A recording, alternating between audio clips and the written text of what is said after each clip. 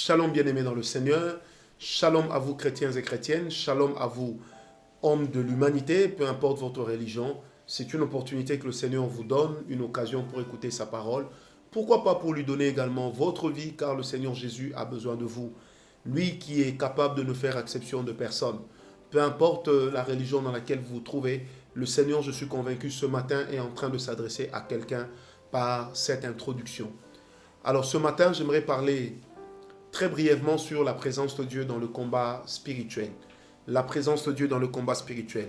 Prenez avec moi Exode 23, verset 27.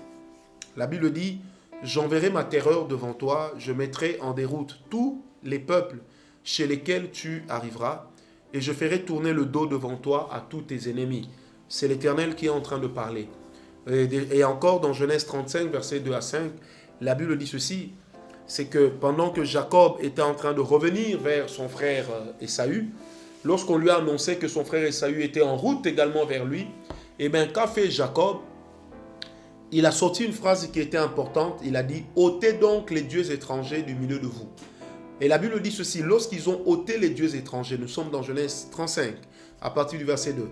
Lorsqu'ils ont ôté les dieux étrangers, qu'est-ce qui s'est passé? La terreur de l'Éternel s'est répandue sur les nations environnantes. Parce que quand nous parlons de la présence de Dieu en hébreu, la présence de Dieu c'est Shama. Et Shama veut dire également en hébreu une présence terrifiante. Shama veut également dire une présence effrayante, une présence qui fait peur. C'est comme ça que l'Éternel, pour la première fois dans Exode 14, il a dit à Israël, « Je combattrai tes ennemis, toi garde silence, je combattrai tes ennemis. » Bien-aimé, une personne qui aime la présence de Dieu est d'abord une personne qui a un cœur d'adorateur. Une personne qui aime la présence de Dieu est d'abord une personne qui sait élever le nom de Jésus.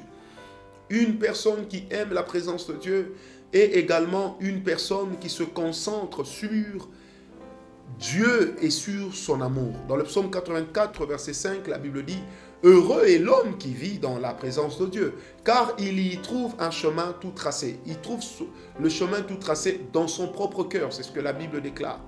Bien-aimé, dans le combat spirituel, la présence de Dieu est extraordinaire. La présence de Dieu est importante. Celui qui vit dans la présence de Dieu, il fera face à n'importe quelle attaque de l'ennemi. Celui qui vit dans la présence de Dieu, il résistera à tout ce que le diable mettra devant lui.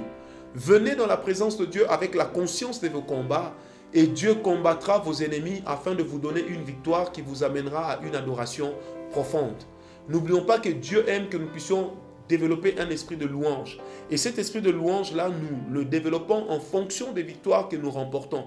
Et lorsque nous avons remporté une victoire, nous revenons dans la présence de Dieu pour lui rendre cette victoire parce que c'est à lui que cela appartient. Qu'il vous souvienne, la Bible dit ceci, la victoire n'appartient pas à celui qui a scellé son cheval, mais la victoire appartient à l'Éternel. C'est lui qui donne la victoire.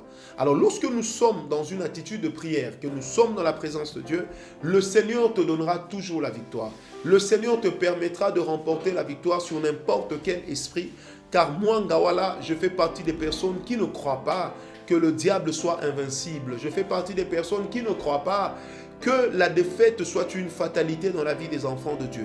La défaite n'est pas une fatalité. Le Seigneur notre Dieu, celui que nous servons dans nos esprits avec crainte et tremblement, il est le Dieu fidèle. Il agit dans la gloire, il agit dans la puissance et lorsqu'il fait comme il fait, personne ne peut contredire le Dieu que nous prions. Bien-aimé, demeure dans sa présence, tu verras la fin de tes ennemis. Avant que David n'aille vaincre Goliath, David est d'abord allé se réfugier dans la présence de Dieu. C'est pourquoi il dit, je crie, loué soit l'Éternel, je suis délivré de mes ennemis.